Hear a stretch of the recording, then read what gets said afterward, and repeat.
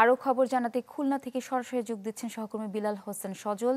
সজল, ঘটনার বিস্তারিত জানাবেন, সেই সাথে হঠাৎ করে আইন শৃঙ্খলা পরিস্থিতির অবনতির কারণ কি মনে হচ্ছে?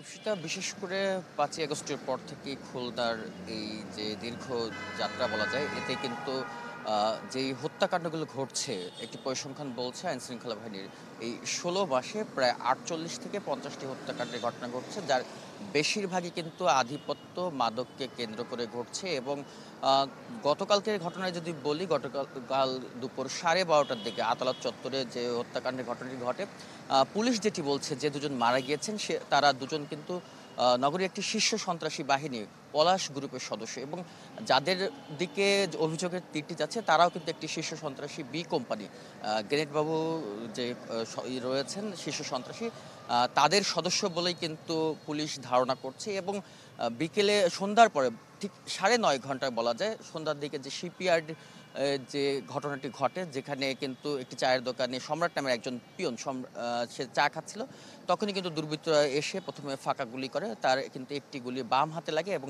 পরবর্তীতে কিন্তু রিভলভারের বার্ড দিয়ে কিন্তু তার মাথায় আঘাত করা হয়, এবং রাতে কিন্তু তাকে খুলনা মেডিকেল কলেজ হাসপাতালে নেওয়া হয়, এবং তার অবস্থা কিন্তু আশঙ্কাজনক নয়। পুলিশ যেটি বলছে, বেশিরভাগই হত্যাকাণ্ডে মাদক সংক্রান্ত জেরে ঘটছে। গতকাল রাতের যে ঘটনাটি, সেটাও মাদকে সংশ্লিষ্ট বলে পুলিশের দাবি। এবং বিশেষজ্ঞরা যেটি বলছেন, খুলনা নাগরিক সমাজের প্রতিনিধিরা, খুলনায় যে মাদক ব্যবসা সিন্ডিকেট, সেটি কিন্তু ৫ই আগস্টের আগে যে একটি চক্র যেটি নিয়ন্ত্রণ করত, তবে ৫ই আগস্টের পরে এখন কিন্তু তাদের যে গডফাদার, এই গডফাদার কিন্তু চিহ্নিত না থাকার কারণে এক এক এলাকায় এক একজন কিন্তু এই মাদক সম্রাট তৈরি হচ্ছে, যার ফলে কিন্তু এই আধিপত্যের দ্বন্দ্বে খুলনায় প্রতিনিয়তই যে হত্যাকাণ্ডের ঘটনা বা হামলা গোলাগুলি ঘটনা কিন্তু ঘটছে।